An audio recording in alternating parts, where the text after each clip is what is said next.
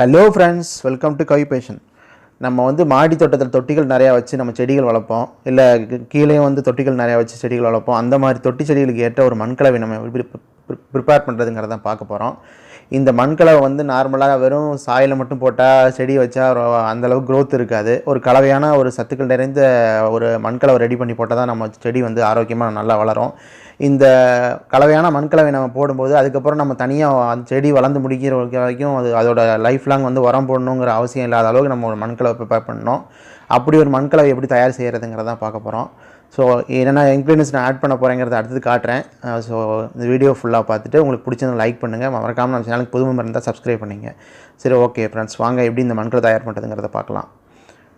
First பார்த்தீங்கன்னா garden soil. இது garden soil நீங்கள் செம்மண் எடுத்துக்கலாம், இல்லை கார்டன் சாயில்னு எடுத்துக்கலாம். பட் செம்மண் நீங்கள் மிக்ஸ் பண்ணி போட்டிங்கன்னா கொஞ்சம் வெயிலில் கட்டி பிடிக்க ஆரம்பிச்சிடும், ரொம்ப இறுக ஆரம்பிச்சிடும்.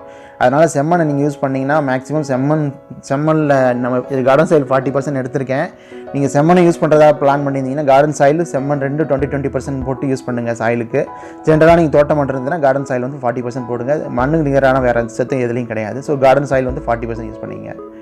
நெக்ஸ்ட் என்னென்னு பார்ப்போம். அடுத்தது கொக்கோபீட்டு. இந்த கொக்கோபீட்டோட பர்பஸ் என்ன அப்படின்னா, நம்ம அந்த மாய்ஸ்சரைசர், அந்த தண்ணி ஈரப்பதத்தை நம்ம தேக்கி வச்சுருக்கோம் தொட்டியிலேயே. அதனால் செடிகளுக்கு ஈஸியாக அந்த தண்ணி உறிஞ்சி வளர்கிறதுக்கு ரொம்ப ஈஸியாக ஹெல்ப் பண்ணணும். ஸோ அதுக்காக ஒரு மாய்ஸ்சரைசருக்கும் ஒரு வெயிட்லெஸ் கண்டென்ட்டாக இதை யூஸ் பண்ணலாம் நம்ம தொட்டிகளுக்கு. இது ஒரு நல்ல மீடியா. வெயிட்லெஸ்ஸாக இப்போ நம்ம நிறைய இடத்துல வெயிட்டாக தொட்டி இருக்கக்கூடாது அப்படின்னு நினைக்கிறவங்க அந்த கொக்கோபீட்டை யூஸ் பண்ணலாம். அதே நேரத்தில் மாய்ஸ்சரைசிங் தண்ணி அதிக தேய்க்கணும் அப்படிங்கிற பர்பஸுக்கும் கொக்கோபீட் யூஸ் பண்ணலாம். இது 30% எடுத்துங்க. நெக்ஸ்ட் பார்த்திங்கன்னா வெர்மி கம்போஸ்ட். இந்த வெர்மி கம்போஸ்ட் எதுக்குன்னா, இதில் என்பிகே வேல்யூ நிறையா இருக்குது. இதில் நைட்ரஜன், பாஸ்பரஸ், பொட்டாசியத்தை விட நைட்ரஜன் அதிகமாக இருக்குது. இது நான் 20% எடுத்திருக்கேன். இது இயற்கை, இது ஒரு ஆர்கானிக் தான். இந்த வெர்மி கம்போஸ்ட்ங்கிறது ஒரு ஆர்கானிக்கான ஒரு விஷயம் தான். நான் அந்த மண்கலவையில் ஃபுல்லாக ஆர்கானிக் தான் மிக்ஸ் பண்ண போகிறேன். ஆர்கானிக்கான ஒரு கண்டென்ட்ஸ் தான் மிக்ஸ் பண்ண போகிறேன். அதனால் என்பிகே ஒரு 20% எடுத்தாங்க. இதோட விலைங்கிறது ரொம்ப அதிகமாக கிடையாது. ஒரு கிலோவே 15 ரூபாலேருந்து 20 ரூபா தான் இருக்கும். இது கூட நான் அதிகமாக சொல்கிறது தான். இதோட கம்மியாக கூட கிடைக்கும் என்பிகே. ஸோ கண்டிப்பாக உங்களோட இதில் என்பிகே ஆட் பண்ணிங்க. இது நம்ம 20% எடுத்துக்கலாம். ஸோ நெக்ஸ்ட்டு என்னென்னு பார்த்தீங்கன்னா பனானா பீல் ஃபெர்டிலைசர். அதாவது இது ஒன்றும் இல்லை, நம்ம வாழைப்பழத்தை காய வச்சு அதை மிக்சியில் தான் கிரைண்ட் பண்ணி அதோட அந்த கண்டென்ட்டை தான் எடுத்து நம்ம செடிகளுக்கு போடுவோம். இது மண்கலவையில் கலப்போம். இதோட பர்பஸ் என்ன அப்படின்னா, இதில் பொட்டாசியமும் பாஸ்பரஸும் ரொம்ப அதிகமாகவே இருக்குது. நம்ம ஆர்கானிக், நான் ஆர்கானிக்கும் போடலாம் பொட்டாசியம் பாஸ்பரஸுக்கு. பட் நம்ம ஆர்கானிக்லேயே கிடைக்குது. அதனால் இந்த வாழைப்பழத்தோட நல்லா காய வச்சு இது மிக்ஸ் பண்ணி ட்ரைன் பண்ணி மிக்ஸ் பண்ணி பண்ணுறதுனால பொட்டாசியம் பாஸ்பரஸ் சத்து கிடைக்குது.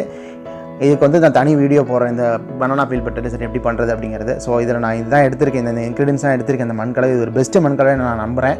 அதே மாதிரி இன்னொரு விஷயம், இது சக்கலன்ஸுக்கோ இல்லை பொன்சாய்க்கோ இந்த மண்கலவை யூஸ் பண்ணாதீங்க. ரொம்ப ஈரப்பதமாக தெரியும். அதனால் இது கண்டிப்பாக யூஸ் பண்ணாதீங்க. சாதாரண செடிகளுக்கு, கொடிகளுக்கு மட்டும் யூஸ் பண்ணுங்கள். ஸோ இதில் இன்னொரு கண்டென்ட்டும் ஆட் பண்ண போகிறேன். அடுத்தது பார்க்கலாம். இதில் அடுத்தது என்னன்னு பார்த்தீங்கன்னா, நான் இதெல்லாம் போட்டு மிக்ஸ் பண்ணிக்கிட்டேன். நெக்ஸ்ட்டு ஒரு கண்டென்ட் நான் ஆட் பண்ண போகிறேன். அது என்னன்னு பார்த்தீங்கன்னா, இதுவும் ஒரு ஆர்கானிக் தான். இது ஒரு மேஜிக் சால்ட் மாதிரி சொல்லுவாங்க. இது ஒரு சால்ட் வகை தான். அது என்னென்னா எப்சம் சால்ட்டு. எப்சம் சால்ட்டோட பர்பஸ் ஏகப்பட்ட பர்பஸ் இருக்குது. இதுக்கு நான் தனியாக வீடியோ போடுறேன். இந்த எப்சம் சால்ட் எதுக்கு யூஸ் பண்ணுறோம் அப்படின்னா, இதில் மெக்னீசியம் சல்ஃபேட், மெக்னீசியம் சத்துக்காக செடிகளுக்கு மெக்னீசியம் சத்து அதிகமாக வேணும்.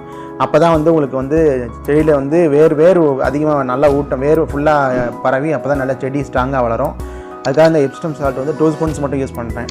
ஸோ இது எல்லாத்தையும் இன்க்ரீடியன்ஸ்லாம் ஆட் பண்ணிட்டு நல்லா மிக்ஸ் பண்ணிக்கிங்க. மிக்ஸ் பண்ணிவிட்டு நீங்கள் கொஞ்சம் வாட்டரிங் பண்ணிவிட்டு ஒரு 1 வீக் வரைக்கும் இதை செட் பண்ணுறதுக்கு வரைக்கும் வச்சுருங்க. நீங்கள் எந்த தொட்டியில் மண்கலவை ரெடி பண்ணாலும் சரி, இல்லை ஜென்ரலாக நீங்கள் மண்கலவை இந்த இன்க்ரீடியன்ஸ்லாம் ஆட் பண்ணிட்டு மண்கலவை ரெடி பண்ணிவிட்டு நீங்கள் ஒரு இடத்துல ஸ்டோர் கூட பண்ணி வச்சிடலாம். அப்படி ஸ்டோர் பண்ணிவிட்டு வரும், நல்லா செட் ஆயிரும். அதுக்கப்புறம் நீங்கள் புதுசாக வைக்க வேண்டிய செடிகளுக்கு இந்த மண்கலவை யூஸ் பண்ணி வச்சிங்கன்னா ஒரு சரிவீத ஊட்டச்சத்துக்கள் நிறைந்த ஒரு மண்கலவையாக இருக்கும். கண்டிப்பாக ஒரு பெஸ்ட்டு மண்கலவையாக நான் இது சொல்கிறேன். நீங்களும் ட்ரை பண்ணிவிட்டு உங்களுக்கு எந்தளவுக்கு பெனிஃபிட் கிடச்சிருக்கு அப்படிங்கிறத கமெண்ட் பாக்ஸில் கமெண்ட் பண்ணுங்கள் ஃப்ரெண்ட்ஸ். ஓகே, உங்களுக்கு இந்த வீடியோ பிடிச்சி லைக் பண்ணுங்கள். நீங்கள் சேனல் புது மெம்பர் தான், மறக்காமல் சப்ஸ்கிரைப் பண்ணிங்க. Thank you friends.